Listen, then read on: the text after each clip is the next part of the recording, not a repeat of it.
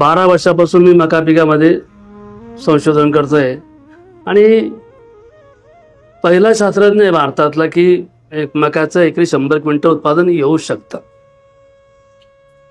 याची खात्री आहे मला.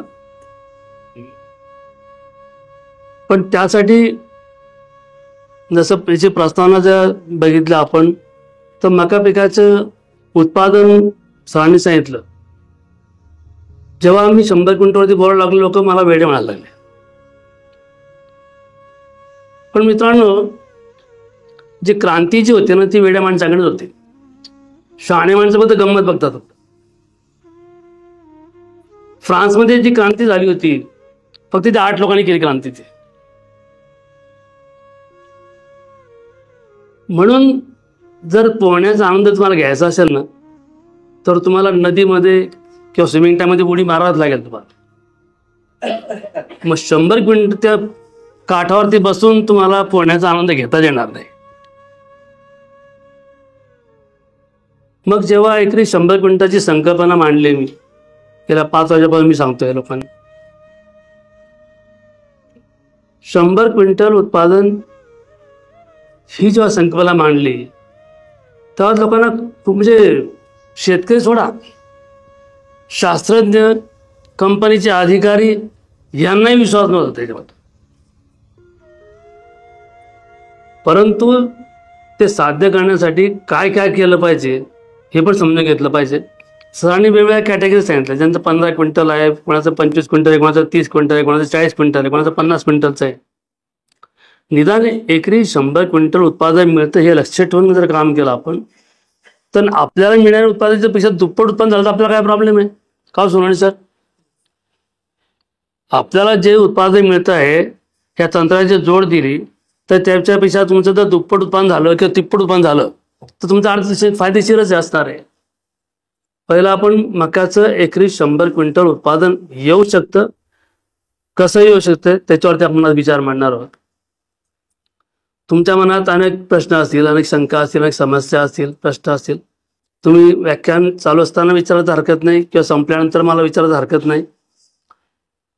निदान हा मका विषय मांडायला कमीत कमी 1 दिवस तरी पाहिजे, पण आपल्याला 1 तासामध्ये तो विषय संपवायचा आहे. बरोबर आहे. आपण जास्त वेळ न घालता मका एकरी 100 क्विंटल उत्पादन याच्यावरती आपण विचार मंथन करूया. आणि आमचं मिशन आहे आणि ॲक्शन मोडमध्ये हे मिशन घेतलं सर आपण. ह्या मिशनमध्ये आपण सामील व्हा आणि आपलं एकरी 100 क्विंटल उत्पादन मिळण्यासाठी आपण प्रयत्न करूया. कारण भविष्यातलं पीक हे मकाच असणार आहे, हे तुम्ही लक्षात घ्या. भविष्यातलं पीक हे मकाच असणार आहे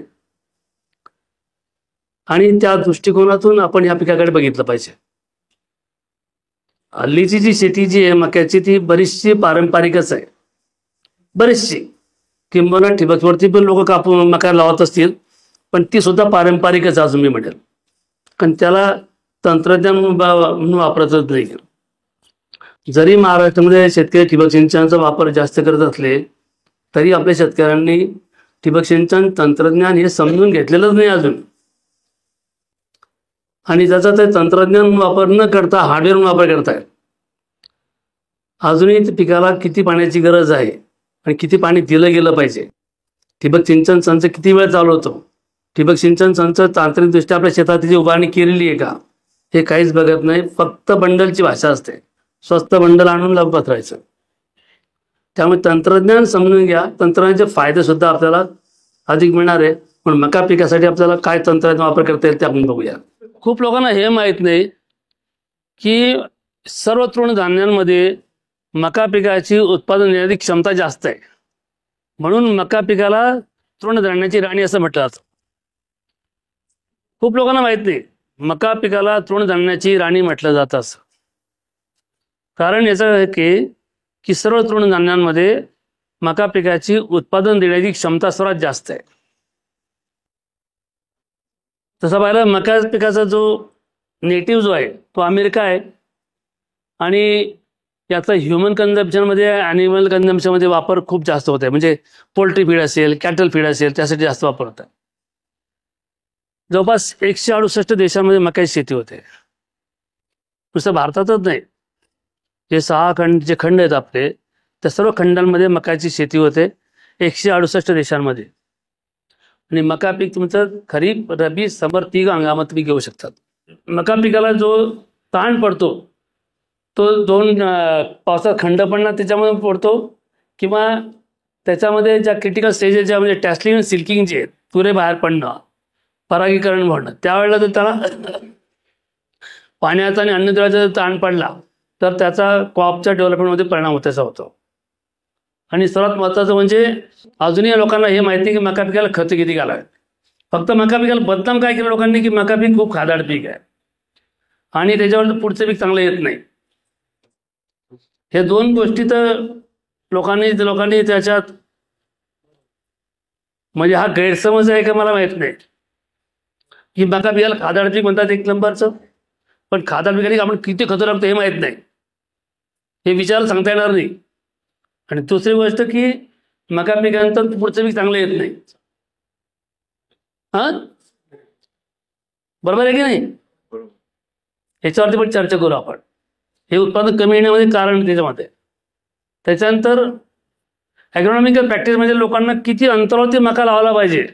आता येताना मी खूप मक्याची शेती वगैरे झालो, मी प्रत्येकाचे बरेच प्लॉट पाहिले, म्हणजे अक्षरशः ब्लँकेट टाकल्यासारखं दिसतं, अगदी कार्पेट. काही ठिकाणी असे उंच नीचे दिसतात, असे खूप दाट किंवा खूप पातळ, पुढे गॅप फिलिंग केलं म्हणजे गॅप दिसत आहेत, कधी उंची कमी जास्त आहे. असं मक्याचं उत्पादन मिळणारच तिथं सांगतो. म्हणून त्याच्या ॲग्रोनॉमिकल प्रॅक्टिस समजून घेतलं पाहिजे की मका पीक जे आहे बॉटनीमध्ये हे वनस्पती शास्त्रामध्ये C4 प्लांट आहे, हे लक्षात घ्या. आणि C4 प्लांटचं वैशिष्ट्य आहे की ह्या पिकं जे वनस्पती हे पिकं जे असतात सूर्यप्रकाशाचा अतिशय कार्यक्षमपणे वापर करून घेतात.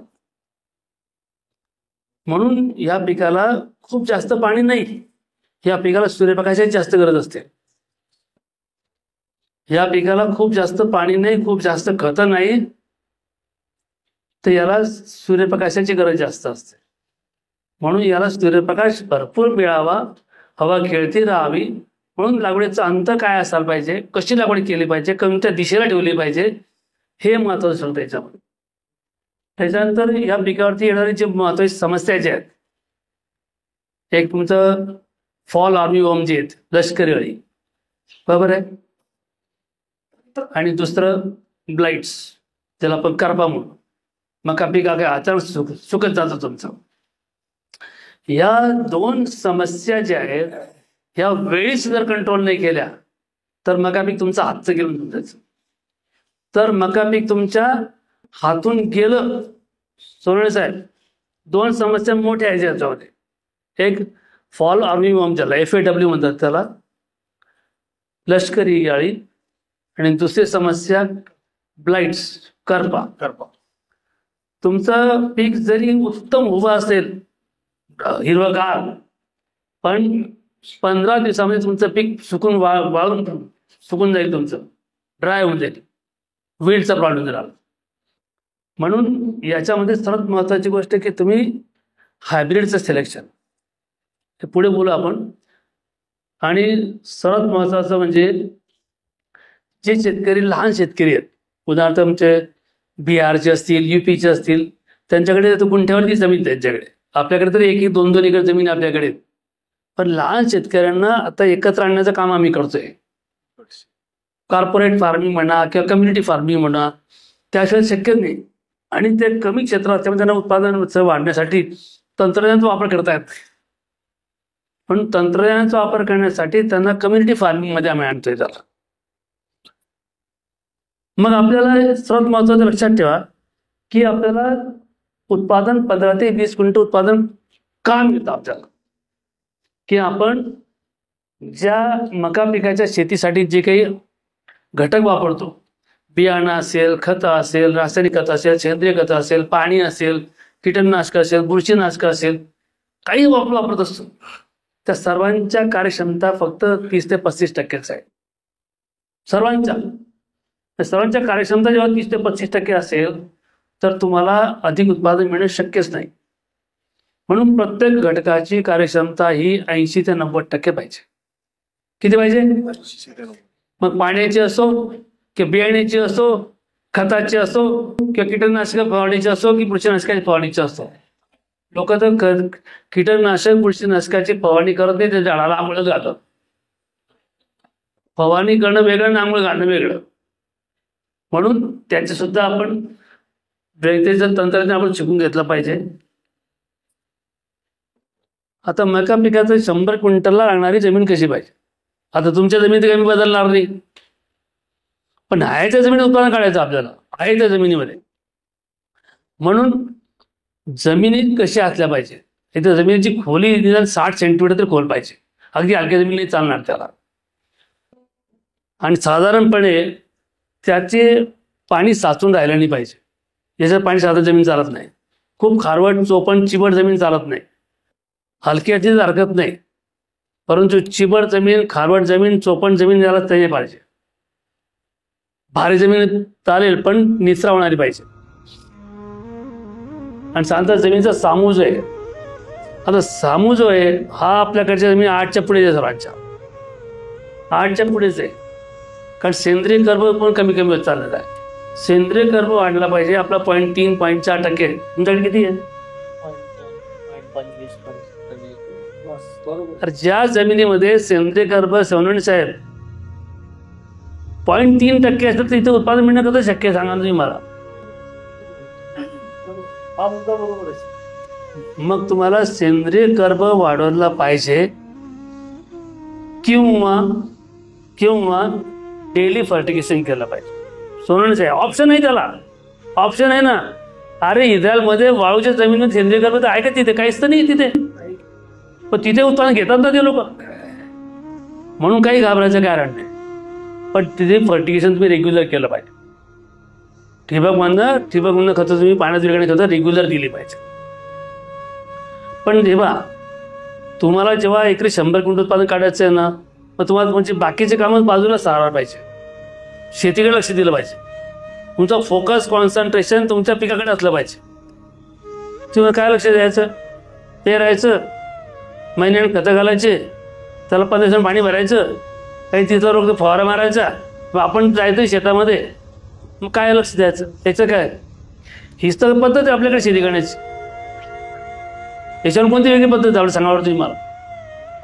पण जेव्हा आपल्याला 100 क्विंटल उत्पादन घ्यायचं आहे तेव्हा आम्ही 120 दिवसाचं कॅलेंडर ऑफ ऑपरेशन बनवणार, SOP बनवणार, स्टँडर्ड ऑपरेटिंग प्रोसेस, की प्रत्येक दिवशी तुम्ही काय काम करायचं आणि त्याप्रमाणे तेवढंच काम करायचं.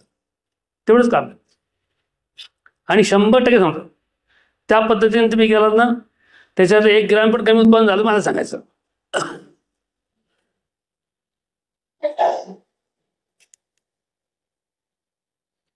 माती परीक्षण करून घेणं गरजेचंच आहे. ज्याला 100 क्विंटल घ्यायचं आहे, माती परीक्षण करून घेणं गरजेचंच आहे.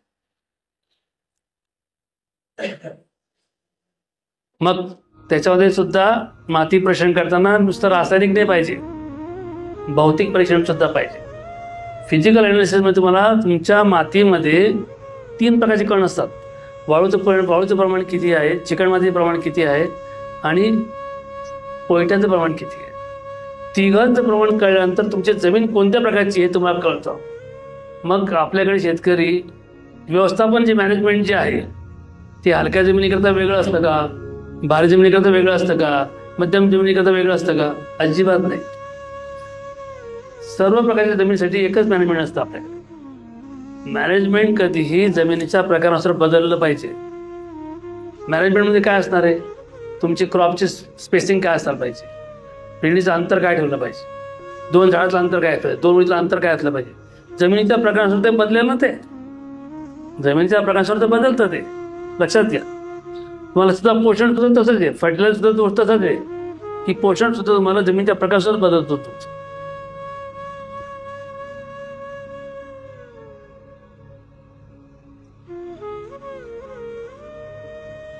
हे मका पिकाची मुळं आहेत. खूप लोकांना माहिती नाही की मका पिकाची मुळं किती खोल जातात.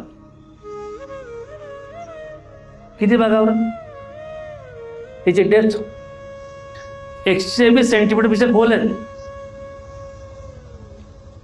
हे काही हाताने काढलं चित्र आहे का? हे मका पिकाचे वरती दिसतो मका तुम्हाला, त्याची मुळं बघा किती खोल जात आहेत. आणि त्याच्याकरता ठिबक सप्तापेट ते पण घ्या तुम्ही. नळी बघ कुठे दिसते तुम्हाला नळी? सप्तापेट ट्रिप आहे त्याला. हे केव्हा शक्य आहे? हे बघा, हे केव्हा शक्य आहे? जेव्हा तुमची जमीन भुसभुशीत असेल तेव्हा. पण सर्वात महत्वाचं म्हणजे आपण जे पूर्व मशागत करतो, पूर्व मशागतीला आपण जास्त गांभीर्याने घेत नाही. पूर्व मशागत अतिशय आपला कॅज्युअल अप्रोच आहे. किंबहुना शेतकरी पूर्व मशागत, जमिनीची पूर्व मशागत करताना शेतात जात नाही. आता दावा आहे सोनवणे साहेब, जमिनीच्या पूर्व मशागतीच्या वेळेला शेतकरी शेतात जात नाही. दिवसा ट्रॅक्टरवाल्याकडे जातात, ट्रॅक्टर भाड्याने करायचं, रात्री ट्रॅक्टरवाला जातो, नांगरटी बकटी रोट्यावटर तोच मारतो, सकाळी जाऊन पाहायचं झालं का भाऊ, घे पैसे. बरोबर आहे का नाही? पण जमिनीची पूर्व मशागत ही दिवसा करा आणि समोर करा तुमच्या डोळ्यासमोर.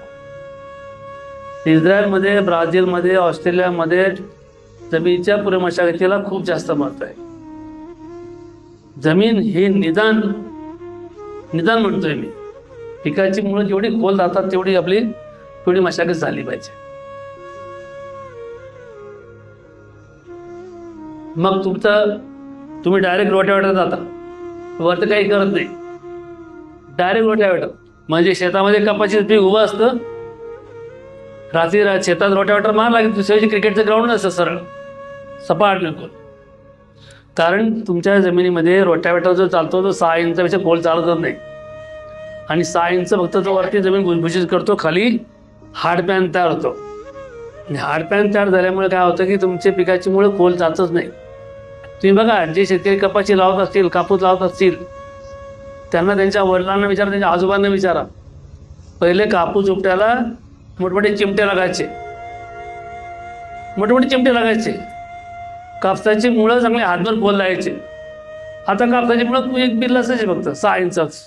म्हणजे आपला माणूस, साधा माणूस कापूस उपटू शकतो, चिमटे लागत नाही. आता त्याचं कारण की कापसाचे मुळं खोल जातच नाही. आणि तुमच्या जमीन हार्डपॅन तयार झाल्यामुळे काय होतं की पावसात पडणारं पाणी जे आहे, हे जरी किती माती परीक्षण आपलं सॉईल वॉटर कॉन्झर्वेशनचे काम करत असतील, परंतु शक्य तेच आहे, पाणी जमीन मुरतच नाही.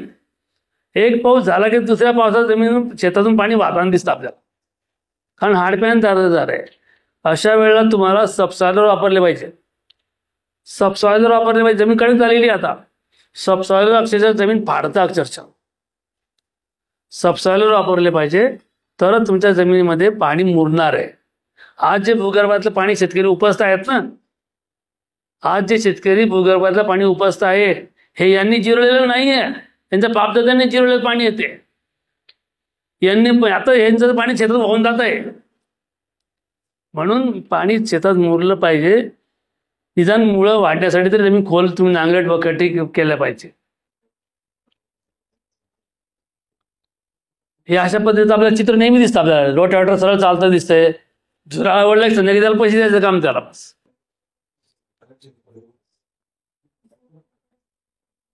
हा बेड फार्मर आहे, हा बेड फार्मर आपल्याला लागणार आहे. ज्याला मका 100 क्विंटल उत्पादन घ्यायचं त्याला बेड फार्मर लागणार. जमिनीची भुसभुशीत झाल्यानंतर त्याने गादी वाफे तयार करायचे. गादी वाफे तयार करताना तुमचा जो बेड जो आहे, हा जो बेडचा टॉप जो आहे, हा 2 फूट उंची रुंदीचा असला पाहिजे. याची उंची जी आहे ही 25 ते 30 सेंटीमीटर असले पाहिजे. हो, त्याची जी उंची जी आहे ती, त्याची रुंदी जी आहे, रुंदी ही 2 फूट असली पाहिजे. आणि हे जे शेणखत मी टाकलेलं आहे, याच्यावरती रोट्यावेटर चालवायचा आहे छोटा, त्याच्यामध्ये मिक्स करण्यासाठी. बेसन डोस टाकून चली याच्यात मिक्स करायचं आहे. हा बेसन डोस टाकतोय बा. त्याच्यानंतर रोट्यावेटर मारल्यानंतर पण ठिबकची नळी तुम्हाला सेंटरला ठेवायची, बेडच्या सेंटरला. आणि त्याच्यानंतर शेवटी तिला खुंटी बांधायची. खुंटी बांधली की सरळ नळी सरळ राहणार आहे.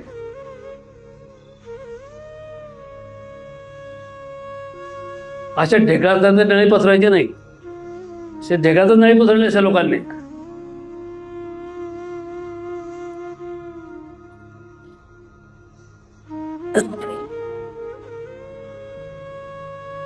आणि ठिबक म्हणून खतं देण्याकरता आपल्याला फर्टिलायझर टँक म्हणा किंवा वेंचुरी बसून घ्यावं लागेल आपल्याला.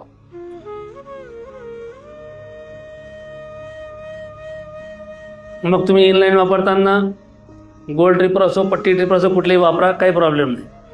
ह्या सबसिडीसाठी लागणाऱ्या ट्यूब्स आहेत. Giant Turbo Excel, Giant Turbo Super म्हणून त्यांना कमी खर्चाची पाहिजे त्याच्याकरता टर्बो स्लिम आहे किंवा क्लास 1 आहे. मग खतं देण्याकरता आपल्याला फर्टिलायझर टँक आहे किंवा वेंचुरी आहे किंवा इंजेक्टर पंप आहे. त्याच्यातला कुठलाही तुम्ही घेऊ शकता. पण बरेचसे शेतकरी चुकीच्या पद्धतीने फर्टिगेशन करत असतात. एक तर तुम्ही कार्यक्रम तो पण घेतला पाहिजे की लोक ठिबक वापरताय, पण ठिबकमधून पाण्याची व्यवस्थापन किती करायचं, कसं करायचं हे लोकांना शिकवायला पाहिजे आपण. आणि दुसरी गोष्ट, ठिबकमधून खतं कशी सोडायची. लोक काय करतात, पाण्याच्या पंपाने खतं सोडतात. स्प्रे पंप असतो ना, स्प्रे पंपामधून लोक खतं सोडतात. चुकीचं आहे ते. त्याच्यातून खतं सारखी पोचणारच नाही. खतं देताना, ठिबकमधनं देताना प्रत्येक झाडाला सारखं पाणी सारखे खतं मिळाले पाहिजे. ते होतच नाही तुमच्याला.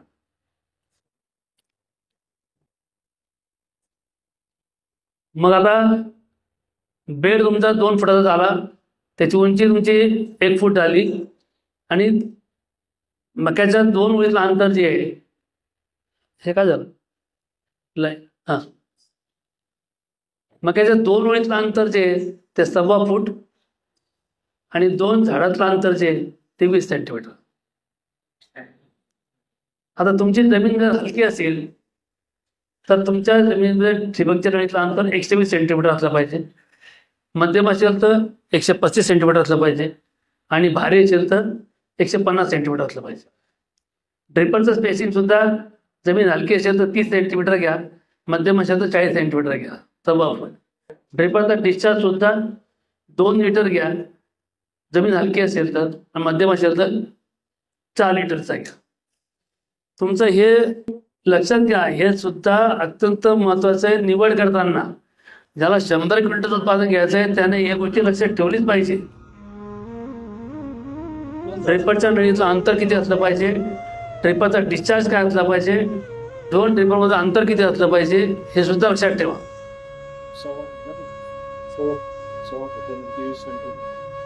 मग ज्याला 100 क्विंटल उत्पादन घ्यायचं त्याने बेसल डोस हा दिला पाहिजे. बेसल डोससाठी 100 किलो 10-26-26, मॅग्नेशियम सल्फेट 15 किलो, गंधक 10 kilo, zinc sulphate 5 kilo, ferrous sulphate 5 kilo, manganese sulphate 2 kilo, borax 3 kilo आणि 250 किलो निंबोळी पेंट त्याच्यामध्ये मिक्स करायचं. हा डेपो बनवायचा याचा.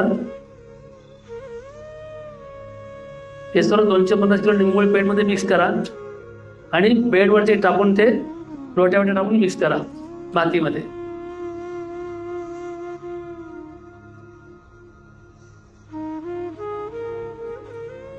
तुम्ही विचारलं पाहिजे की हे प्रत्येकाचं काम काय, कशासाठी टाकायचं हे.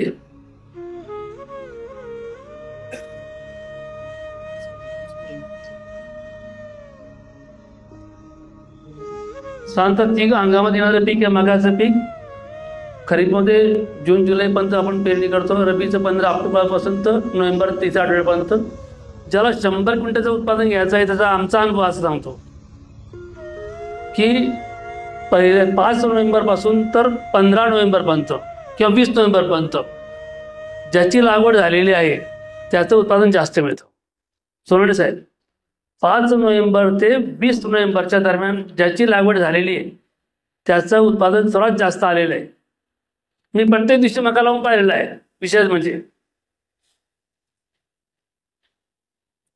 आणि समरमध्ये सुद्धा फेब्रुवारीच्या 2nd वीक नंतर आलेला मका जो आहे त्याचं उत्पादन कमी मिळतं.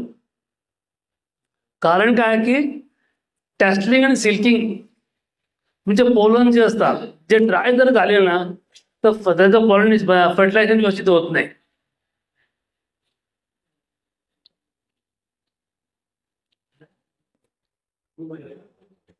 तर साधारणपणे या व्हरायटीज आहेत मार्केटमध्ये. मला ज्या पसंत पडल्या ज्या प्राईड पण वापरली होती मी, लक्ष्मी वापरली होती, नंतर डिकाल्प वापरली होती, ॲडव्हान्टा 757 वापरली होती, पायोनियर वापरली होती, हायटेकची 5202 पण वापरली होती. मार्केटला भरपूर व्हरायटीज अवेलेबल आहेत. तर व्हरायटी म्हणजे हायब्रिड निवडताना काळजी घेतली पाहिजे. हायब्रिड निवडताना जी मी रोग प्रतिकार क्षमताची, ज्याला आपण विल्ट म्हणून आपण ब्लाइट, त्याला प्रतिकार क्षमता असणारी व्हरायटी निवडली पाहिजे. दुसरं हाय यील्डिंग व्हरायटीज आहेत ज्याची उत्पादन देण्याची क्षमता जास्त आहे आणि इरिगेशन रिस्पॉन्स करणारी व्हरायटी. आता खरीपाच्या व्हरायटी वेगळ्या, रबीच्या व्हरायटी वेगवेगळ्या, लक्षात ठेवा. पण लोक काही वेळा खरीपाच्या व्हरायटी रबीच वापरतात, असं होता कामा नये. मग महाबीज आहे, पायोनियर आहे, सिंजेंटा आहे, मॉन्सॅन्टो आहे, आता बाहेर झाली ती, न्युचिविडो आहे, मैको, ॲडव्हान्टा, इकोसीड्स, कावेरी, रासी, त्या कंपन्यांनी स्वतःच्या रिसर्च हायब्रिड व्हरायटी डेव्हलप केलेल्या आहेत, स्वतःच्या आहेत त्या. कृषी विद्यापीठाची एक पण व्हरायटी मार्केटला पण नाहीच आहे, एक सुद्धा नाही आहे. सर्व रिसर्च हायब्रिड व्हरायटीज आहेत, सर्व रिसर्च हायब्रिड व्हरायटी आहेत आणि सिंगल क्रॉस हायब्रिड आहेत, सर्व सिंगल क्रॉस हायब्रिड आहेत. आणि विशेष म्हणजे ग्रेनच्या व्हरायटी वेगळ्या आहेत, पॉपकॉर्नच्या व्हरायटी वेगळ्या आहेत, स्वीटकॉर्नच्या वेगळ्या आहेत, बेबीकॉर्नच्या वेगळ्या आहेत आणि फॉडरच्या सुद्धा वेगळ्या व्हरायटी आहेत. त्या व्हरायटी वेगवेगळ्या प्रकारानुसार आपण वापरल्या पाहिजे. आता व्हरायटीचा सिलेक्शन करताना जो हायब्रिड निवडताना जो क्रायटेरिया जो निवडलेला आहे मी, तो हाय यील्डिंग असला पाहिजे, उत्पादन क्षमता जास्त असली पाहिजे आणि सर्वात महत्वाचं म्हणजे हे त्याची रिकव्हरी, सेलिंग पर्सेंटेज जास्त पाहिजे. म्हणजे दाण्याचं वजन जास्त पाहिजे त्या स्टडचं वजनपेक्षा. मध्ये काय म्हणतात त्याला, काय म्हणतात त्याला, बिट्टी, मधला आतला बिट्टी, त्याचं वजन कमी पाहिजे, दाण्याचं वजन जास्त पाहिजे. आणि दाणे बोल्ड असले पाहिजेत, दाण्याचा कलर सुद्धा डार्क ऑरेंज असला पाहिजे. रेट सुद्धा बघा तुम्ही, पांढऱ्या मक्याला भाव कमी असणार आहे, पिवळ्याला कमी असणार आहे, पण ऑरेंजला जास्त असणार आहे. ऑरेंज लक्षात आहे का तुम्हाला भाव? म्हणून व्हरायटी निवडत असतात तशी निवडा. आणि सर्वात महत्वाचं म्हणजे minimum producing double crops, multi crops. आम्हाला जास्त डबल क्रॉप पाहिजे नाही, मला 15 ते 20% मिळायला हरकत नाही. एका जर तुम्ही 4-4, 5-5 क्रॉप तर वजन पण मिळणार नाही मग दाण्यांचं.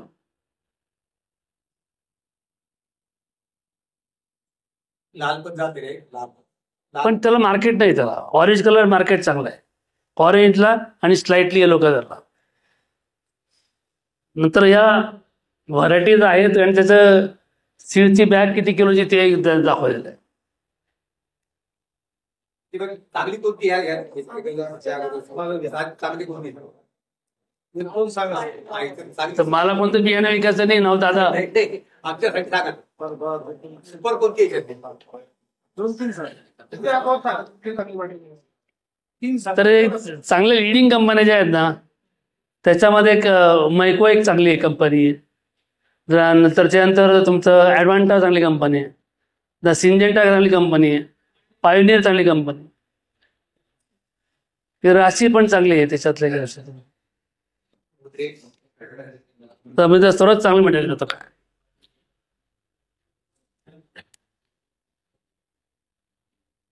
आता बियाणं निवडताना सुद्धा काही कंपन्या बीज प्रक्रिया करून देत आहेत, काही कंपन्या ज्या आहेत त्या बीज प्रक्रिया करून देत आहेत फॉल वॉर्मिंगला आणि तुमच्या ब्लाईटसाठी, बरोबर आहे. तर ट्रीटेड सीड घ्या तुम्ही, थोडं पैसे जास्त लागतील, 200-300 रुपये जास्त लागतील, पण ट्रीटेड सीड घ्या तुम्ही. कारण फॉल वॉर्मिंगला जर ट्रीटमेंट करून दिलेलं असेल ना, तर तुम्हाला 1 महिनाभर तरी तुम्हाला रिलीफ मिळतो त्याच्यातला स्पोडम टेरापासून. तर त्याच्यात जे आहे ते फर्टेन्झा म्हणून आहे, किंवा वीडसाठी जे ब्लाईटसाठी ते पेलफ्लुडियन प्लस ट्रायफ्लॉक्झिस्ट्रोबिन आहे. आणि किंवा तुम्ही त्याच्यानंतर तुम्ही मेटॅलिक जेल किंवा थायमिथर तुमचे ट्रीटमेंट पण करू शकता तुम्ही.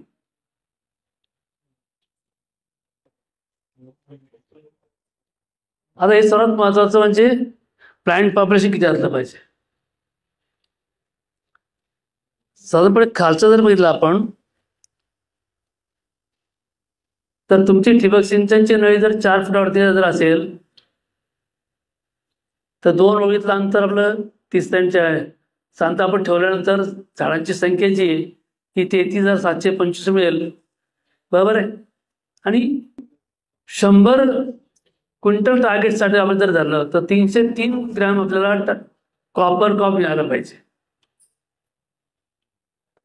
साधारणतः 4.5 फूट जर लॅटरल असेल तर 29,977 झाडं बसतील तिच्यामध्ये आणि 344 ग्रॅम आपल्याला त्याला दाणे मिळाले पाहिजेत.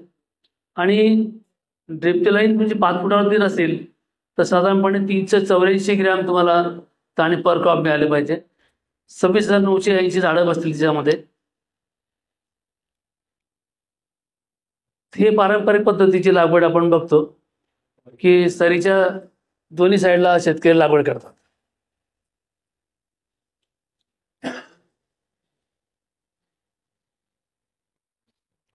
तर पारंपरिक पद्धती किंवा फ्लड इरिगेशन उत्पादन कमी का मिळतं आपल्याला की एक पहिलं म्हणजे वॉटर लॉगिंग कंडिशन असते त्या ठिकाणी. दुसरं सॉइल कॉम्पॅक्ट होत आहे तुमची. तिसरं न्यूट्रिएंटचं लिचिंग पण होतं, अन्नद्रव्याचा निचरा होऊन जातो. आणि ह्युमिडिटी वाढली की किडी रोगाचा प्रादुर्भाव सुद्धा वाढतो. आणि पाणी पद्धतीमध्ये पाण्याचं डिस्ट्रीब्युशन एकसारखं होत नाही. कमी जास्त पाणी बसते तेव्हा ओलावा सारखा एक जास्त राहत. आणि सॅलिडिटी बिल्डअप होते.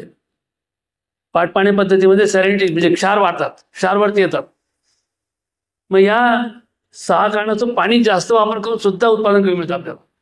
फ्लड इरिगेशनमध्ये पाण्याचा वापर जास्त करूनही, खतांचा वापर जास्त करूनही बियाणं जवळजवळ लावून सुद्धा आपलं उत्पादन कमी मिळतं.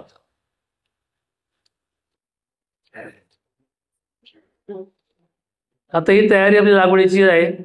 इथे तुम्ही चायनाचं जे मशीन मिळतं त्याच्याने डिबलिंग करू शकता किंवा हाताने तुम्ही टोकन पद्धतीचा वापर करू शकता. ह्याच्यात तुम्ही बघा तुमचे बेड तयार झाल्यानंतर तुम्हाला लागवड करताना अंतर जे ठेवायचं आहे ते 40x20 ठेवायचं आहे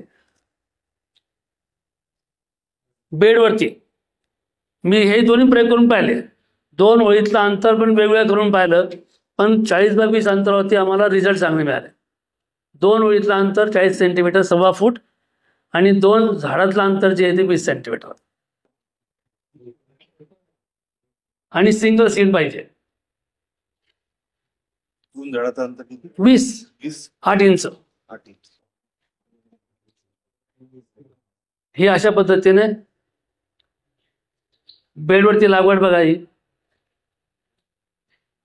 या पद्धतीने आपण एकरी 87 क्विंटलपर्यंत पोहोचलेलो आपण. सोनवणे सर हो. आणि हे वापरलं शेतकरी बघा, शेतकऱ्याची पद्धत अशी असते 2 ओळीतलं अंतर एकदम कमी, नळी पण सरळ ठेवणार नाही, सपाट जमिनीवरती लागवड आहे आणि वाटेल तेव्हा ठिबकने पाणी द्यायचं, वाटेल तेव्हा ठिबकनं, आणि खतं सुद्धा ठिबकने द्यायचे नाहीत. त्यामुळे ठिबक वापरून सुद्धा उत्पादन कमी मिळतं लोकांना. हे बघा अंतर पण कमी सारखं नाही राहणार तुमचं. मधलं अंतर किती असेल? हे शेतकऱ्याचं आहे. हे आपल्याला पाहिजे असं पाहिजे, हे समोपण अंतर पाहिजे.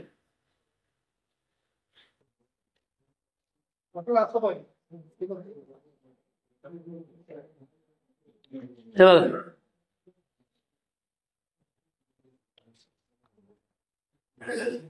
कोकण पद्धतीने लावायचं आहे आपल्याला. हे अशा पद्धतीने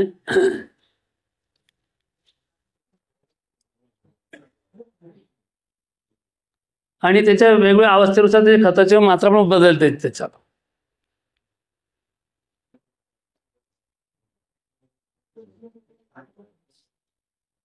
एकच एकच एकच एकच एकच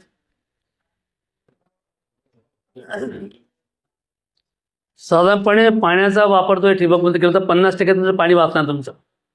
आणि उत्पादन जे आहे ते 200% उत्पादन वाढेल तुमचं. आणि ठिबकमधून खतं पण देता येतील तुम्हाला. ठिबकमधून खतं पण देता येतील तुम्हाला आणि प्रत्येक झाडाला सारखं पाणी सारखं खतं पण देता येतील. कोणत्याही अवस्थेत त्याला पाण्याचा ताण पडणार नाही.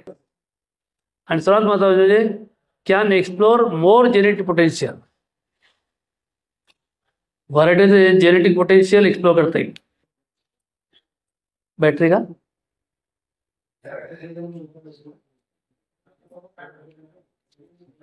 Better crop development. तुम्ही आपसात बोलू का? काही प्रश्न शंका तर मला विचारा. कोणी फोनवरती बोलतोय का?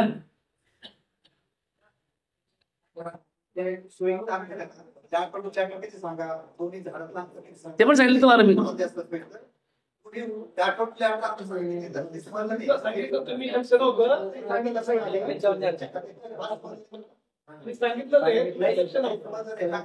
ठीक आहे, पुन्हा सांगतो. जमीन जर हलकी असेल, सांगतो ना,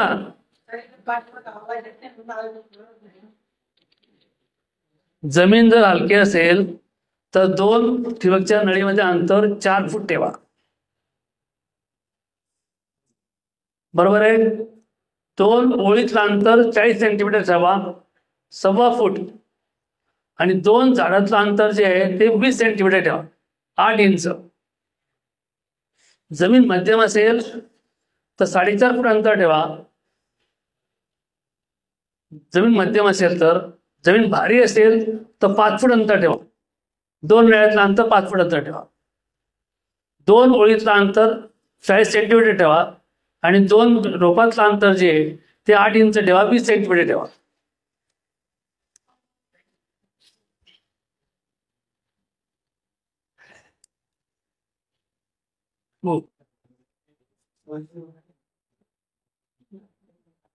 आता सर्वात महत्वाचं म्हणजे हे बघा की ठिबकमधनं पाणी आणि खतांचं व्यवस्थापन केलं तर फरक काय पडणार तुमचा. इट एनहान्सेस.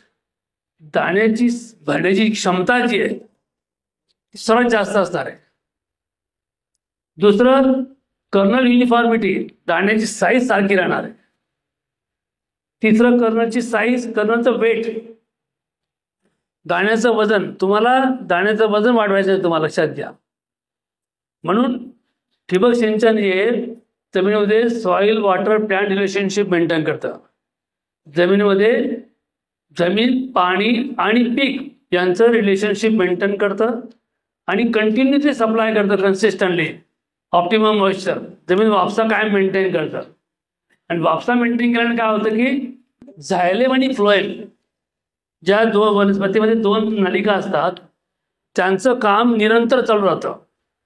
म्हणून त्याच्याकरता आपल्याला मीडिया लागतो, पाणी लागतो. दुसरं, फर्टिगेशनमुळे कन्सिस्टंटली तुम्हाला न्यूट्रिएंटचा सप्लाय तुमच्या मका पिकाला होतो आणि सर्व लागणारी अन्नद्रव्ये जी ते मका पिकाला पुरवता येतात. No hidden hunger. मला ही सुद्धा कल्पना माहिती नसेल तुम्ही हिडन हंगर काय असते ते. हिडन हंगर हे तुमचं पीक दाखवतं तुम्हाला की तुमचं पिकाचं उत्पादन कमी कसं येणार ते. म्हणून ती अवस्था निर्माण होऊ देऊ नये म्हणून त्याच्याकरता न्यूट्रिएंटचं सप्लाय कन्सिस्टंट पाहिजे असतं. न्यूट्रिएंटचं सप्लाय म्हणून better consistent water and nutrients available, म्हणजे कायम मका पिकाला वापसा अवस्था आणि अन्नद्रव्य त्याचा पुरवठा सातत्याने सुरू असतो. म्हणून आपल्याला 100 क्विंटल उत्पादन मिळू शकतं मित्रांनो. मागे ह्या मका पिकाच्या वेगवेगळ्या अवस्था आहेत बघा. तुम्ही बघा तुमच्या पाणी पद्धतीमध्ये तुम्हाला मका पिकाच्या वेगवेगळ्या अवस्थेनुसार तुम्हाला पाण्याचं खतांचं व्यवस्थापन तुम्हाला करता येणं शक्य आहे का? नाही शक्य तुम्हाला. म्हणून मका पिकाच्या जर मका पीक तुमचं पेरलं तुम्ही त्यावेळेला पाण्याची गरज किती असणार आहे. मका पिकाची उगवण झाली तेव्हा तुम्हाला पाण्याची गरज किती असणार आहे. पण मका पीक उगवत सुद्धा नाही तेव्हा तुमची चारी भरलेली असते, पूर्ण पाण्याने सरी भरलेली असते. बरोबर आहे की नाही. मग जेव्हा तुमचं म्हणजे उगवण झालेल्या मका पिकाला जेव्हा तुम्ही सरी तुडुंब भरून पाणी देता याचा अर्थ असा की नुकत्याच जन्मलेल्या बाळाला चमच्याने पाणी पाजायच्या ऐवजी बादलीने पाणी पाजता तुम्ही. काय मग तुम्ही दिलेले बेसल डोस जो आहे तो राहील का, जमीन शिल्लक राहील का? सरी तुडुंब भरल्यानंतर दिलेली खतं शिल्लक राहतो का जमिनीमध्ये? त्याचा निद्रा होऊन जाणार आहे, त्याचा लिचिंग होऊन जाईल त्याचा. म्हणून तुम्ही टाकलेली खतं सुद्धा पिकाला उपयोगात होणार नाही किंवा तुमचा खर्च वाया जाईल तुमचा. मग ह्या वेगवेगळ्या अवस्थेनुसार आपल्याला पाण्याचं आणि खतांचं व्यवस्थापन करायचं आहे. हेच मुख्य सूत्र आहे 100 क्विंटलचं.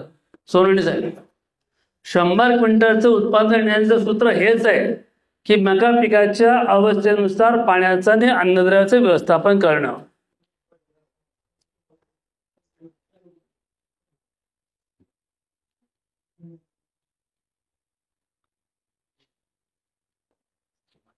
आता मका पिकाची जी पाण्याची गरज जी आहे ती खूप जास्त नाही आहे. सीजन पॉईंट बदलणार त्याची. तर साधारणपणे रब्बी हंगामात 500 ते 800 मिलीमीटर पाणी लागतं. परंतु मकाची मुळं जी आहेत 120 सेंटीमीटरपर्यंत खोल जरी जात असली तरी फिडिंग रूट जे आहेत ते वरच्या 40 सेंटीमीटरच्या थरामध्येच आहेत. आणि त्याला जी गरज आहे पाण्याची, इथे मात्र चित्र वेगळं असतं बरं का सर. इथे तुम्ही मका पीक हार्वेस्टिंगला आलेलं आहे ना, इथे उलट शेतकरी जास्त पाणी देतो. इथे सरीतून पाणी देतो. उलट जेव्हा पीक मॅच्युरिटीला जातं तेव्हा पिकाची पाण्याची गरज कमी होत जाते. तेव्हा पाण्याची गरज कमी असते त्यावेळेस. म्हणून तुमचा पाण्याचा ग्राफ जो आहे हा असा सुरुवातीला कमी असणार आहे, मध्ये जो पुरा लागतो टॅस्लिंग आणि सिल्की घेतं त्यावेळेस जास्त असणार आहे, नंतर पाण्याची गरज तुमची कमी कमी होत जाते.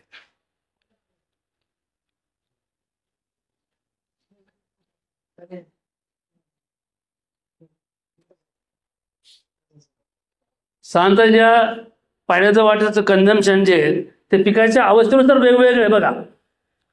साधारणपणे ज्या सुरुवातीच्या वाढीच्या अवस्थेमध्ये जी आहे ते 2 ते 3 मिलीमीटर पर डेची आहे. म्हणजे V1 to V6 म्हणजे पहिल्या पानापासून तर 6व्या पानापर्यंत. नंतर लेट व्हेजिटेटिव्ह स्टेज म्हणजे टॅस्लिंगच्या पहिला जो तुरा बाहेर पडतो V7 to V10 म्हणजे टॅस्लिंगची, तर 4 ते 6 मिलीमीटर पर डेचं वॉटर रिक्वायरमेंट आहे. नंतर टॅस्लिंग टू ग्रेन फिलिंगच्या स्टेजपर्यंत म्हणजे व्हेजिटेटिव्ह टॅस्लिंग पासून तरी प्रोडक्टिव्ह फेजमध्ये 6 ते 7 मिलीमीटर पर डेची पाण्याची गरज आहे. आणि ग्रेन फिलिंग टू मॅच्युरिटी जी आहे R4 to R6 जी आहे ते 3 ते 5 मिलीमीटर पाण्याची गरज पर डेची. म्हणजे सुरुवातीला पाण्याची गरज कमी आहे, नंतर पण कमी झाली, इथे सर्वात जास्त आहे.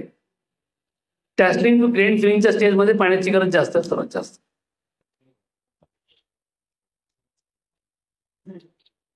साधा वेगवेगळा त्याचा कालावधी पण त्याचा बघू शकतो तुम्ही. नंबर ऑफ डेज टू टॅस्लिंग 55 ते 60 दिवस, डेज टू सिल्किंग 65 ते 70 दिवस, days to seed setting to development 90 ते 100 दिवस, आणि मॅच्युरिटीचा कालावधी 110 ते 120 दिवस. या कालावधीप्रमाणे तुम्हाला पाण्याचं खतांचं व्यवस्थापन करायचं आहे. या वरचा कालावधी जो आहे तुम्ही हायब्रिडचे सिलेक्शन करणार आहे त्याचा ड्युरेशन प्रमाणे किंवा जमिनीच्या प्रकाराप्रमाणे त्याचा बदल होऊ शकतो त्याच्यामध्ये.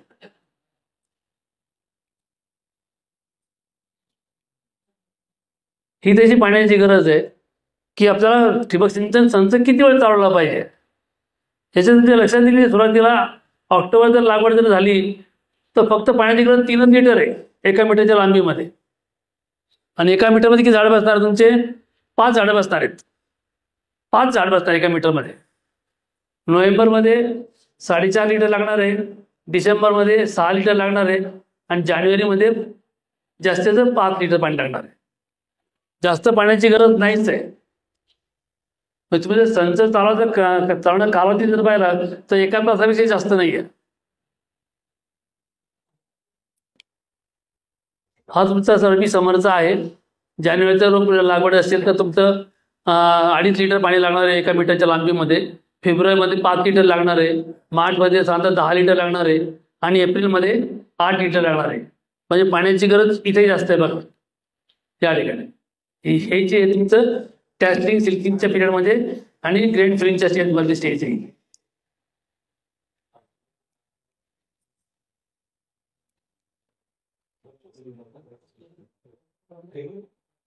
साधारणतः एकात्मिक पीक पोषण पद्धतीवरती आमचा भर असणार आहे. मग त्यात सेंद्रिय खतं वापरली पाहिजे, रासायनिक पण वापरली पाहिजे, जैविक पण वापरली पाहिजे. मग याच्यामध्ये सेंद्रियमध्ये शेणखत आहे, कंपोस्ट आहे, बायो कंपोस्ट आहे, वर्मी कंपोस्ट आहे, ट्रेसमेंट केक आहे, निंबोळी पेंड आहे, नंतर करंज केक पण आहे. इनऑर्गॅनिकमध्ये स्टेट कॉन कॉम्प्लेक्स फर्टिलायझर, वॉटर फर्टिलायझर्स आहे. सेकंडरी मॅक्रोन्यूट्रिएंट्स पण आहेत. बायो फर्टिलायझरमध्ये ॲझोटोबॅक्टर, पीएसबी, केएसबी, जीवामृतची स्लरी पण वापरावं लागेल आपल्याला. पीएमसी काय सर? पीएमसी ट्रेसमेंट केक आपली जी कारखान्याची मळी. आणि मका पीक जे आहे ना, जसं लिंबूवर्गीय फळझाड आहे तसं मका पिकामध्ये तुम्हाला सर्व प्रकारच्या अन्नद्रव्याची डेफिशियन्सी बघायला मिळतात. तुम्हाला सर्व प्रकारच्या डेफिशियन्सी क्लिअर कट बघायला मिळतात. तुम्हाला ही नायट्रोजनची डेफिशियन्सी आहे, ही फॉस्फरसची डेफिशियन्सी आहे. बऱ्याच वेळा तुमच्या पाण्यात जांभळ्या रंगाचे दिसतात मागचा भाग, ती फॉस्फरसची डेफिशियन्सी आहे. तुमच्या वरच्या कडा जे आयतान करपलेले दिसतात तुम्हाला, ही पोटॅशची डेफिशियन्सी आहे. हे अशा प्रकारची डेफिशियन्सी तुम्हाला बघायला मिळतील. म्हणून आपण फर्टिगेशनमध्ये पूर्ण न्यूट्रिएंट बॅलन्स न्यूट्रिशन टाकलेलं आहे. आता न्यूट्रिएंट रिक्वायरमेंट जर पाहिली आपण तर जर्मिनेशन इमर्जन्सीच्या स्टेजमध्ये जी आहे, पहिले तर 10 दिवस जे आहेत त्याच्यामध्ये फॉस्फरस पण लागणार आहे, झिंक पण लागणार आहे, सल्फर पण लागणार आहे. व्हेजिटेटिव्हमध्ये तुम्हाला नायट्रोजन लागेल, फॉस्फरस लागेल, पोटॅशियम लागेल, झिंक लागेल, सल्फर लागेल. त्याच्यानंतर रिप्रोडक्टिव्ह फेजमध्ये जे टेस्टिंगची आहे त्याच्यामध्ये तुम्हाला नायट्रोजन लागेल, पोटॅशियम लागेल, मॅग्नेशियम लागेल, सल्फर लागेल. सिल्किंग आणि ग्रेन फिलिंगच्या स्टेजमध्ये नायट्रोजन, फॉस्फरस, पोटॅशियम, कॅल्शियम आणि बोरॉन. इथं सर्वात महत्त्वाचा रोल तुमचा बोरॉनचा रोल असणार आहे. जे फर्टिलायझेशनच्या प्रोग्रेसमध्ये तुम्हाला बोरॉनची गरज पडते पॉलिनेशन होण्यासाठी. नंतर मॅच्युरिटीच्या पिरियडमध्ये तुम्हाला पोटॅशियम आणि नायट्रोजनच पाहिजे, म्हणजे बोरॉन पाहिजे. हे पोटॅशियम आणि बोरॉन.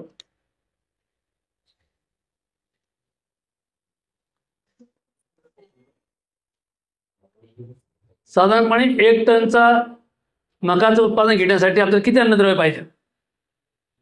साधारणपणे 1 टनचं म्हणजे 10 क्विंटलसाठी 10 क्विंटल मक्याचं उत्पादन घेण्यासाठी अन्नद्रव्य किती पाहिजे? तर ते बघितलं आपण. साधारणपणे नायट्रोजन 15 ते 25 किलो पाहिजे, फॉस्फरस साधारण 5 ते 10 किलो पाहिजे, पोटॅशियम 3 ते 7 किलो पाहिजे, गंधक तुमचं 1 ते 3 किलो पाहिजे, मॅग्नेशियम 2 ते 4 किलो पाहिजे, कॅल्शियम 1 ते 2 किलो पाहिजे. मायक्रोन्युट्रिएंट्समध्ये झिंक 50 ते 100 ग्रॅम पाहिजे, झिंक फेरस तुमचं 50 ते 100 ग्रॅम पाहिजे, कॉपर 20 ते 40 ग्रॅम पाहिजे, मॅग्नीज 30 ते 60 ग्रॅम पाहिजे, बोरॉन 20 ते 50 ग्रॅम पाहिजे आणि मॉलिब्डेनम जे ते 1 ते 2 ग्रॅम 10 क्विंटलला पाहिजे. तर साधारणपणे आपला हा बेसल डोस आपण बघितला आपण. तर फर्टिगेशनच्या शेड्यूलमध्ये जे आहे तर साधारणपणे तुम्ही बघा की पहिले 40 दिवस जे आहेत म्हणजे आपण 10व्या दिवशी पूर्ण उघड झाले असं धरतोय. तर साधारणतः युरिया 4.5 किलो, 12-0.2 किलो आणि पांढरा पोटॅश 1.25 किलो सोबत चिलेटेड मायक्रोन्यूट्रिएंट जे आहे ते 250 ग्रॅम आणि मॅग्नेशियम सल्फेट 1 किलो आपल्याला पर एकर पाहिजे. नंतर 41 ते 70 इथे तुमचा टेस्टिंग आणि सिल्किंगचा पिरियड ग्रेन फिलिंगचा स्पेस सुरू होतो. इथे तुमचा युरिया 5.5 किलो, 12-0.2 किलो, पांढरा potash 7.2 kilo, chelated micronutrient 250 gram, magnesium sulphate 1 kilo आणि बोरॉन जे वापरायचं आपल्याला 500 ग्रॅम वापरायचं आहे. बरोबर आहे. आणि 71 ते 100 दिवस इथे तुमचं मॅच्युरिटीची स्टेज आहे. इथे तुमचा दाण्याकडे परिपक्वता आहे. इथे युरिया 1 किलो आणि पोटॅश 3 किलो, एकाला 3 रेशो त्याला पाहिजे. तर त्यासोबत मॅग्नेशियम सल्फेट पाहिजे आपल्याला 1 किलो पर एकरचं. हे आपल्याला आठवड्यातून 2दा द्यायचं आहे. दर 4थ्या दिवशी.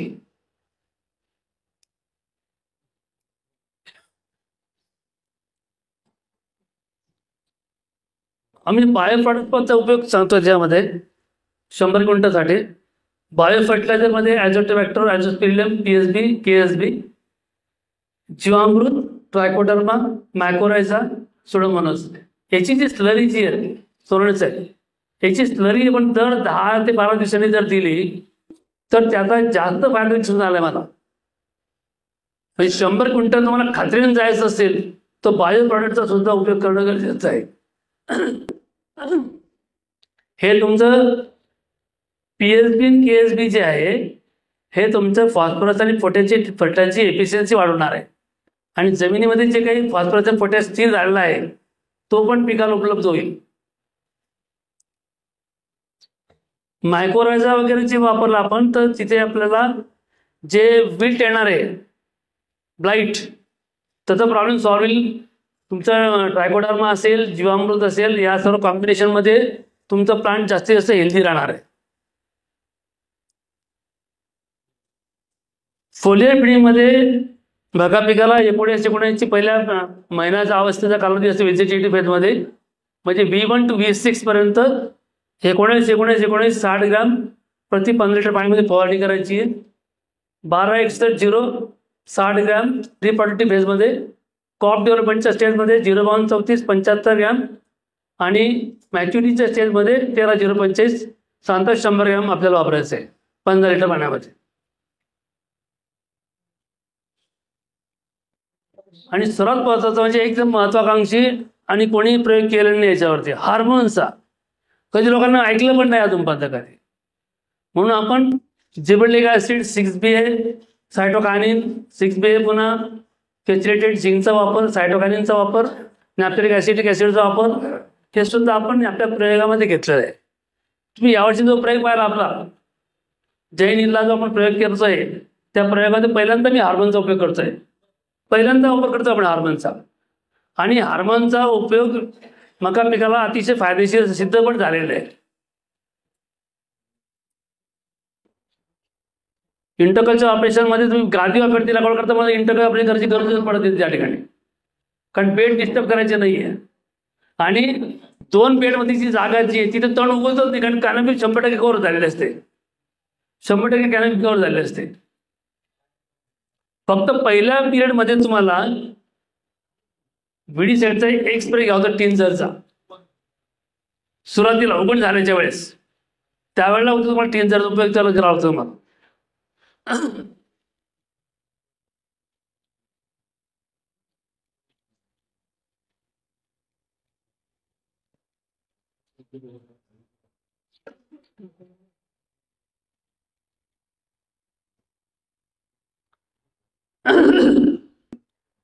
जिथे आपल्याला 87 क्विंटल उत्पादन काढलं त्यातला प्लॉट आहे तो कुठे आहे? हा कुठं झालंय? लासलगाव. चालेल. हेच त्याच्यावरती येणारे किडीबद्दल बोललो मी, किडी रोगच्या बद्दल. त्याचं मॅनेजमेंट पण सोपं आहे. लष्करी आणि स्टेम बोरसाठी आपल्याला क्लोरोपायरिफॉस, क्विनॉलफॉस, डेलिगेट, फिनोप्रोफेनॉफॉस, सायपरमेथ्रिन, कोरोजेन, प्रोक्लेनचा वापर करता येईल. ॲफिड आणि जॅसिडसाठी मात्र आपल्याला सिस्टमिक इन्सेक्टिसाइड जे आहेत, मग डायमेथोट आहे, नीम एक्स्ट्रॅक्ट आहे, कॉन्फिडॉर आहे, रिजंट आहे, ॲडमायर, मुलाला याचा वापर करता येईल. ही सर्वात मोठी थर्ड स्टेजमधली अळी तुम्ही फर्स्ट स्टेजला कंट्रोल केली पाहिजे. स्पोड ऑफ टेरा जी आहे ती फर्स्ट स्टेजला कंट्रोल केली पाहिजे. सुरुवातीला ती क्लस्टरमध्येच असते, ती म्हणजे 50-50 60 वेळा सुद्धा दिसतात तुम्हाला. मग त्याच्याकरता जे आहे पहिलं आपल्याला जे अर्ली प्लॅन्टिंग जे आहे फरक मला तुम्ही जाईल की 1 नोव्हेंबर ते 20 नोव्हेंबरच्या तुमची लागवड झाली पाहिजे 100 क्विंटलसाठी. सिंक्रोनाइज प्लॅन्टिंग झालं पाहिजे, एक्सटेंड करू नका जास्त. ट्रीटेड सीड वापरा फॉलोमिंगसाठी. क्रॉप जॉमेट्रीचे पेडवर प्लॅन्टिंग करा. फेरोमेन ट्रॅपचा वापर करा. महत्वाचं फेरोमेन ट्रॅप कोणी वापरत नाही. लाईट ट्रॅप वापरा, इलेक्ट्रिक ट्रॅप वापरा, ट्रॅप क्रॉप वापरा, त्यामध्ये 80 ट्रॅप क्रॉप आहे त्यासाठी. नीम एक्स्ट्रॅक्टचा स्प्रे घ्या, बीबीएलचा स्प्रे करा, मेटारायझमचा उपयोग करा. क्लोरोपायरिफॉस, प्रोफेनॉफॉस, सायपरमेथ्रिन, इमॅम्प्टिन बेन्झोएट, DPLPT और सिमिफिलिओ हे चांगलं याच्याकरता जास्त उपयोगी आहे. स्पोडोप्टेरा फ्रुगिपर्डा लष्करी अळीची येते. ब्लाईटसाठी जे आहे त्याच्याकरता झायनेब आहे किंवा मॅनेब किंवा मॅनकोसेप आपण घेऊया. डायथेनियम 45 जे MLB साठी जे आहे ते डायथेनियम 75 आहे, 2.5 ग्रॅम पर लिटर वाटे चालते. आणि तांब्यासाठी जे आहे तांब्याला करता डायथेनियम 45 आहे किंवा तुमचा सीओसी तुम्ही घेऊ शकता. तुम्ही डॉनिबिलिटी करता सीओसी आहे किंवा मेटॅलिक जेल आहे, लिडोबिलिटीचा स्प्रे तुम्ही घेऊ शकता. टार्गेट यील्ड जो आहे तो खरीप हंगामाकरता 75 क्विंटल आहे आणि रब्बी हंगामाकरता 100 क्विंटलचा आहे.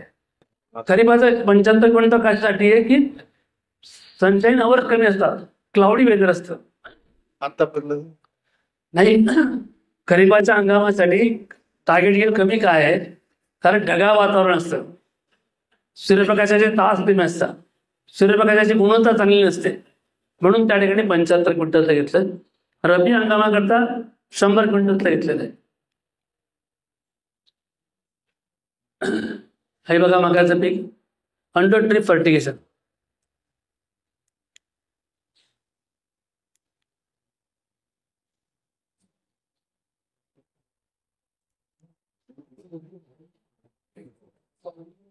हे पुन्हा अंतर लक्षात घ्या. हे अंतर 40 सेंटीमीटर, 1.25 फूट आहे. हा मध्ये गॅप आहे आपला. पुन्हा 2 ओळीतलं अंतर 40 सेंटीमीटर आहे. पुन्हा तुमचा गॅप मधला आहे.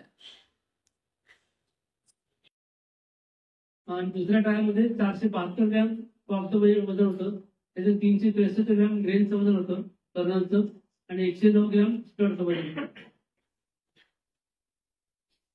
साधारणपणे पुन्हा त्याच्यावरती बघू आपण. 4 फुटाची जर तुमची ठिबकची नळी असेल तर 33,725 जवळपास बसणार आहे. त्यानंतर 100 क्विंटल उत्पादन घेण्याकरता आपल्याला जाण्याचं वजन किती पाहिजे? कर्जाचं वजन 296.51 ग्राम पाहिजे.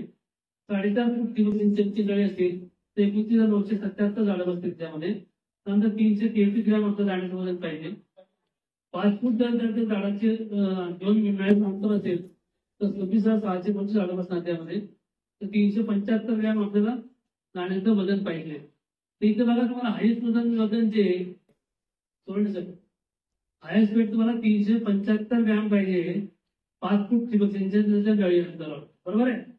आणि झाडांची संख्या 26,725 आहे. आपल्या ट्रायल मध्ये हायस्ट वेट जे मिळालं आपल्याला ते बघा 363 ग्रॅमचं मध्ये मिळालं.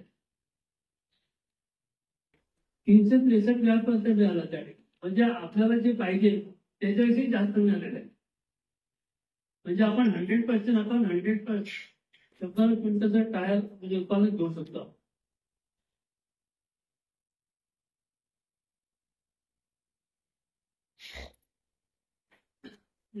आणि पुन्हा दाखवतो. साधारणतः 100 टनाचं वजन घेतलं आपण. प्लॅनिफिकेशन मध्ये 100 दाण्यांचं वजन मिळालं 32 ग्रॅम मिळालं पहिल्या ट्रायल मध्ये. दुसऱ्या 32 ग्रॅम मिळालं होतं 32.781. ड्रीप इरिगेशनच्या ट्रायल मध्ये 100 दाण्यांचं वजन जे कर्जाचं वजन 63.786 ग्रॅम आणि 40.597 ग्रॅम मिळालं. आम्ही ओळी पण बोलतो व्हर्टिकल मध्ये 38 होते पहिल्याच्यात आणि दुसऱ्याच्या 14 होत्या. नंतर पहिल्याच्या 34 दुसऱ्याच्या 34 होत्या, नंतर 14 मिळाल्या. ड्रीप इरिगेशनच्या ट्रायल मध्ये 45 आणि 16, 42 आणि 16 टोटल नंबर कर्नल जे 474 होते, इथे 688 मिळाले. त्यांचा वेट कर्नल जे वेट जे होतं त्याला 153 ग्रॅम मिळालं, इथे 289 ग्रॅम मिळालं. त्यामध्ये झाडांची संख्या ऍव्हरेज किती 225,000 झाडांची संख्या होती. मध्ये 60/25 अंतर होती. तिथे कीड मिळाला मला 28.25 मिळालं. तिथे 29 झाडांची संख्या होती, 4.5 फुटी नळी होती आणि 8 इंच अंतर त्यावर ठेवलं होतं आपण. नंतर 83.81 मिनिटाचं उत्पादन आपल्याला ऍड.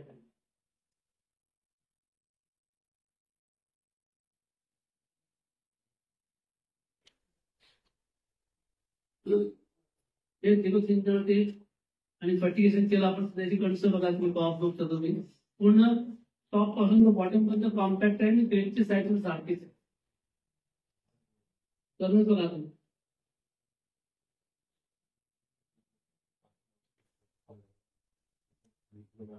दिसतं का मला साईज टॉप पासून तर बॉटम पर्यंत.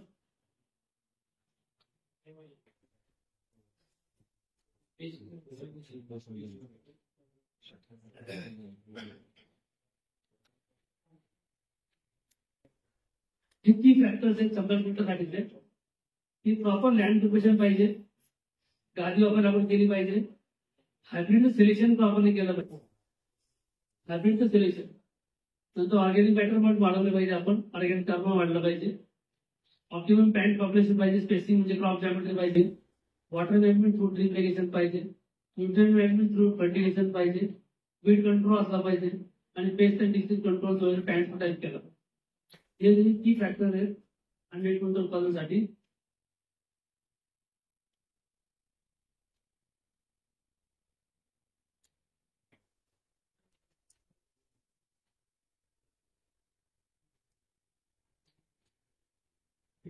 लास्ट स्लाइड ही 100 क्विंटल उत्पादन मिळणं सहज शक्य आहे मित्रांनो, but it is highly dependent upon the integration of the advanced agronomic practices. High performing hybrids, optimal environment conditions through the adoption of modern agriculture techniques such as precision farming, water management, fertigation, improved crop management, plant protection, and targeted yields are achievable in high input and well managed. तर इथे सर्वात महत्वाचं म्हणजे confidence तुम्हाला देतो मी, 100 quintal उत्पादन मिळणं सहज शक्य आहे. परंतु प्रत्येक गोष्ट जी यांनी सांगितलेली वेळेत झाली पाहिजे आणि अचूक झाली पाहिजे.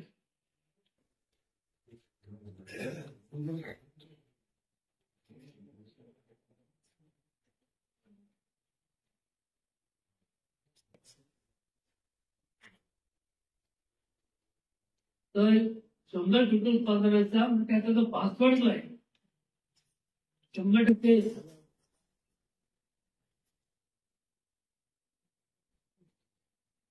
हा त्याचा पासवर्ड आहे. This is the only password. You can achieve the target 100 quintals.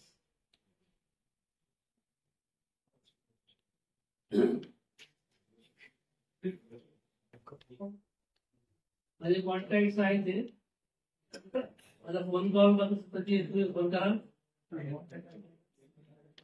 पहिला पीएसएमचा, दुसरा जिओचा आहे.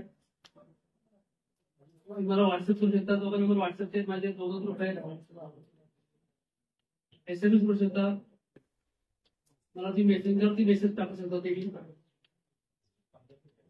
ते फेसबुकवरती माझं पेज विजिट करा. तुम्ही फेसबुक माझं पेज आहे, माझा पर्सनल ब्लॉग पण आहे. भरपूर आर्टिकल पण वाचायला मिळेल. ती मला ट्विटरवरती भेटू शकतो. तुम्हाला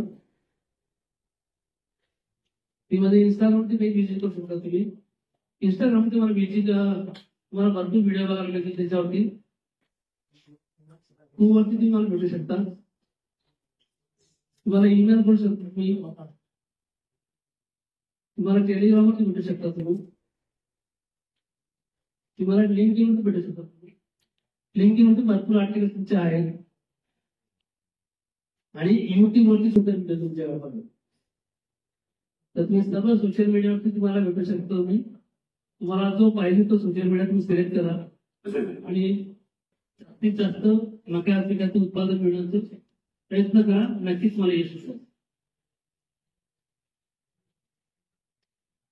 थँक्यू.